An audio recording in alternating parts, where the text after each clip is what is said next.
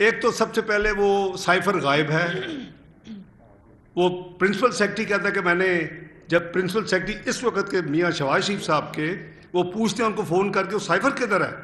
یہ ایک بہت یعنی سیکرٹ ڈاکومنٹ ہے اور وہ آفیشلی ان کو دیا گیا, ان کو ڈیلیور کیا گیا.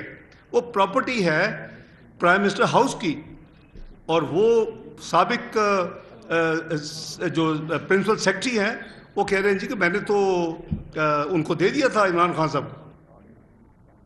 اور پھر اس لیکس کو جو آپ سنا اور جو انہوں نے پلان کیا, اس کا ایویڈنس یہ ہے کہ جو منٹس وہ موجود ہیں, جو منٹس بنائے گئے وہ موجود ہیں, سائفر موجود نہیں ہے. تو ایک لاجیکل جو پروسیس ہے وہ یہ ہے کہ دونوں کو کمپیئر کیا جائے, دونوں کو کمپیئر کر کے دیکھا کہ واقعی کوئی ریفلیکشن ہے. میں سمجھتا ہوں کہ کوئی ایسی کس ڈپلومیٹک کمیونٹی میں آپ کو مثال نہیں ملے گی کہ جو منٹس کیے گئے وہ لینگویج کو استعمال کر ہی نہیں سکتا.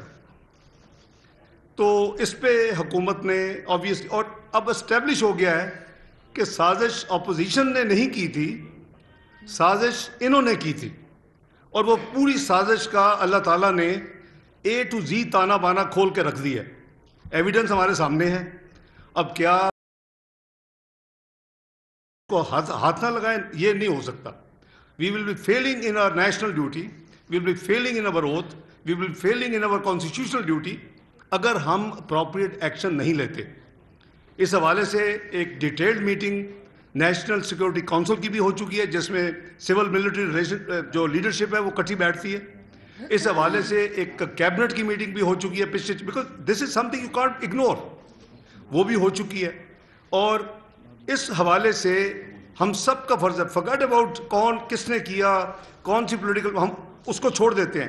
جس نے بھی کیا یہ پارڈنیبل نہیں ہے, اس کی معافی نہیں ہے. اور ہم اپنے آئین سے ہم غداری کریں گے اگر ہم اس کو لاجیکل کنکلوژن پہ نہیں لے کے جائیں گے.